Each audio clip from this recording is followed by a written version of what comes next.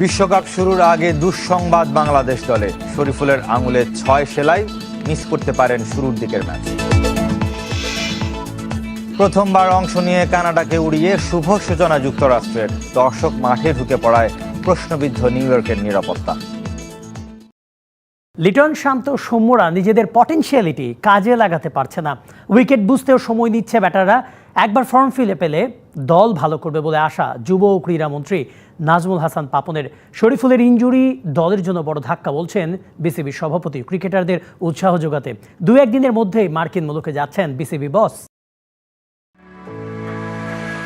যুক্তরাষ্ট্রে গিয়ে এখন পর্যন্ত 4 ম্যাচ খেলে ফেলেছে বাংলাদেশ। তবে এখনও নাকি উইকেট বুঝে উঠতে সময় নিচ্ছেন ব্যাটাররা, এমনটাই বলছেন যুব ক্রীড়ামন্ত্রী নাজমুল হাসান পাপন। তবে দুশ্চিন্তার কারণ লিটন, সৌম্য ও শান্তরা নিজেদের পটেনশিয়ালিটি কাজে লাগাতে পারছেন না। ব্যাটারদের ট্রানজিশন পিরিয়ড যাচ্ছে উল্লেখ করে বিসিবি সভাপতি বলছেন তারা ফর্মে ফিরলেই ভালো করবে দল। যত তাড়াতাড়ি তারা তাদের সাহস এবং ফর্মটা ফেরত পাক, আমার যথেষ্ট আস্থা আছে ওদের উপর। তানজিদ তামিম, তাওহিদ হৃদয়, জাকির আলী অনিকদের উপর আস্থা রাখছেন বিসিবি সভাপতি। তাদের কাছে বড় দলের বিপক্ষে খুব ভালো করার আশা করছেন না তিনি। নতুন যে খেলোয়াড়গুলো আছে, তানজিদ তামিম, তাওহিদ হৃদয়, অনিক, বলবো যে এরা এখনই বিশ্বকাপে শক্তিশালী দলগুলোর সাথে বিশ্বকাপ খেলার মতো খেলার হয়ে গেছে তা না। ভারত ম্যাচে শরীফুলের ইনজুরিতে পড়াকে বড় ধাক্কা বলছেন পাপন। যদিও শরীফুলের ইনজুরিটা আমাদেরকে একটা ধাক্কা দিল। বিসিবি সভাপতি আরও বলেন টি-20 ফরম্যাটে সাহস নিয়ে খেলতে হবে ক্রিকেটারদের, সেই সাথে ক্রিকেটারদের প্রতি আস্থা আছে বলেও জানিয়েছেন তিনি। ওয়ার্ম আপ ম্যাচে ভারতের বিপক্ষে বাজে হারের দিনে বড় দুঃসংবাদ টাইগার শিবিরে। ম্যাচের শেষ দিকে বল থামাতে গিয়ে হাতে চোট পেয়েছেন শরীফুল, ঝরেছে রক্ত। হাসপাতালে নেয়ার পর শরীফুলের হাতে দেয়া হয়েছে 6টি সেলাই। বিসিবির প্রধান চিকিৎসক দেবাশিস চৌধুরী বলছেন তাকে মাঠে ফেরাতে সর্বোচ্চ চেষ্টা করছেন চিকিৎসকরা। টাইগারদের বিশ্বকাপ প্রস্তুতিটা হয়েছে একেবারে যাচ্ছে তাই। যুক্তরাষ্ট্রের বিপক্ষে সিরিজ হারের পর ওয়ার্ম আপ ম্যাচেও ভারতের বিপক্ষে শান্ত হৃদয়রা ছিল অসহায়। টাইগার বোলারদের তুলোধুনো করে রান তোলে ভারতীয় ব্যাটাররা। সেখানে ব্যতিক্রম ছিলেন একমাত্র পেসার শরীফুল। 3 ওভারে 19 রান খরচায় নিয়েছিলেন 1 উইকেট। তবে ইনিংসের একেবারে শেষ দিকে টাইগারদের জন্য বড় দুঃসংবাদ হয়ে এলো সেই শরীফুলই।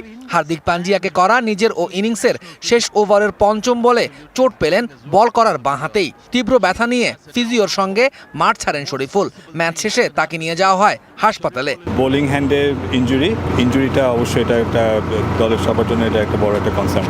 নাসাউ ইউনিভার্সিটি মেডিকেল সেন্টারে শরীফুলের হাতে দেয়া হয়েছে 6টা সেলাই। তাই প্রথম ম্যাচে তাকে পাওয়া নিয়ে দেখা দিয়েছে শঙ্কা। বিসিবির প্রধান চিকিৎসক দেবাশিস চৌধুরী জানিয়েছেন শরীফুলকে দ্রুত মাঠে ফেরাতে সব রকম চেষ্টাই করছে চিকিৎসকরা। হ্যান্ড সার্জনের তত্ত্বাবধানে ওর এই ক্ষতের উপর একটা মাইক্রোসুচারিং করা হয়।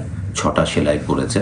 তো আমরা 2 দিন পরে ও ড্রেসিং পাল্টানোর জন্য আবার হ্যান্ড সার্জনের কাছে যাব। তখন আমরা আসলে বুঝতে পারবো যে ওর রিটার্ন টু প্লের জন্য কিরকম সময় লাগবে। প্রথম ম্যাচ থেকে স্পিড স্টার তাসকিনকে পাওয়া যাবে কিনা তা নিয়ে এখনো রয়েছে অনিশ্চয়তা। তার উপর শরীফুলের ইনজুরি ডালাসে শ্রীলঙ্কার বিপক্ষে কঠিন পরীক্ষায় ফেলবে টিম বাংলাদেশকে। বিশ্বকাপে সবসময় স্পেশাল কিছু করতে চান সাকিব আল হাসান। সেই সাকিব যেহেতু দলে আছেন, সুতরাং বিশ্বকাপে বিশেষ কিছু পেতেই পারে বাংলাদেশ, মন্তব্য করেছেন সাবেক টাইগার ক্যাপ্টেন ও সাবেক নির্বাচক হাবিবুল বাশার সুমন। সুমনের প্রত্যাশা সাকিবের চেনা কন্ডিশন ওয়েস্ট ইন্ডিজে এই অলরাউন্ডার থাকবেন কার্যকরী ভূমিকায়। মাঠ ও মাঠের বাইরে সবসময়ই সাকিব ছিলেন, আছেন, থাকতেও চান। তাই তো চলমান টি-20 বিশ্বকাপের পরে আরও একটা বিশ্বকাপ খেলার ইচ্ছাও জানিয়েছেন। আর সাকিব বলেই হয়তো এক নিমিষেই আত্মবিশ্বাসের জায়গা থেকে কথাটা বলেই ফেললেন সাবেক নির্বাচক হাবিবুল বাশার সুমন। আমি আমি তো মনে করি সাকিব আর 2টো ওয়ার্ল্ড কাপ খেলতে পারে। সাকিব যদি চায় ডেফিনেটলি সেটা সে করতে পারে। আমার কাছে মনে হয় যে ওয়ার্ল্ড কাপটা সাকিব সবসময় স্পেশাল কিছু করতে চায়। ওয়েস্ট ইন্ডিজের মাঠে সিপিএলটা বেশ নিয়মিতভাবে খেলে থাকে, তো এই কন্ডিশনে তার খুব পরিচিত। সাকিব মানে রেকর্ড, সাকিব মানে নতুন কিছু। 47 উইকেট নিয়ে টি-20 বিশ্বকাপে শহীদ আফ্রিদি, লাসিথ মালিঙ্গাদের পেছনে ফেলে আছেন সবার উপরে। তাই তো উইকেটের হাফ সেঞ্চুরি রেকর্ডটা যেন ডাকছে সাকিবকে। সুমন বললেন সাকিব যেহেতু বিশ্বকাপে গেছে, সুতরাং স্পেশাল কিছু আসতেই পারে। সাকিব যখন ওয়ার্ল্ড কাপ গেছে সে বিশেষ কিছু করেই করতে চাইবে ওয়ার্ল্ড কাপে। আমার মনে হয় তার কাছে আমরা স্পেশাল কিছু পেতে পারি। ওয়ার্ম আপ ম্যাচে যুক্তরাষ্ট্রের ড্রপিং উইকেটে খাবি খেয়েছে লিটন, সৌম্য, শান্তরা। সুমন বললেন, ড্রপিং উইকেট নিয়ে ভয়ের কিছু নেই, এই উইকেটের চরিত্র বদলায় না। একটা নর্মাল পিচ যেভাবে মেনটেন করা হয়, প্রিপেয়ার করা হয়, ড্রপিং পিচটা ঠিক একইভাবেই মেনটেন এবং প্রিপেয়ার করা হয়। খালি একটা ডিফারেন্স থাকে, সেটা হচ্ছিল ড্রপিং পিচটা যখন বসানো হয় ওই সময়টুকু একটু টাইম লাগে অ্যাডজাস্ট করতে। গেল 8 বছর নির্বাচকের চেয়ারে থেকে নানান ভূমিকায় সাকিব সহ প্রায় পুরো দলটাকেই কাছ থেকে দেখেছেন সুমন। তাই আশাহত হতে চান না এই সাবেক অধিনায়ক। আছেন সাকিবদের উপভোগ্য পারফরমেন্স দেখার প্রত্যাশায়। বাবর আজমরা বিশ্বকাপ জিতলে রাজকীয় অতিথি হিসেবে হজ পালনের আমন্ত্রণ জানাবে সৌদি আরব, এমনটাই ঘোষণা দিয়েছে পাকিস্তানে নিযুক্ত দেশটির রাষ্ট্রদূত। এদিকে ওয়ার্ম আপ ম্যাচে এক দর্শক মাঠে ঢুকে পড়ায় নিউ ইয়র্কের নিরাপত্তা নিয়ে নতুন করে উঠেছে প্রশ্ন। এই ছবি দেখে ভরকে যাবেন না, মিচেল মার্শ উগান্ডা ক্রিকেটে যোগ দেননি। পোর্ট অব স্পেনে একই হোটেলে উঠেছে অস্ট্রেলিয়া ও আফ্রিকার দলটি। সেখানেই অজি অধিনায়ককে নিজেদের জার্সি উপহার দেয় উগান্ডা দল। ডেভিড ওয়ার্নারকেও জার্সি দিয়েছে বিশ্বকাপের নবাগত দলটি।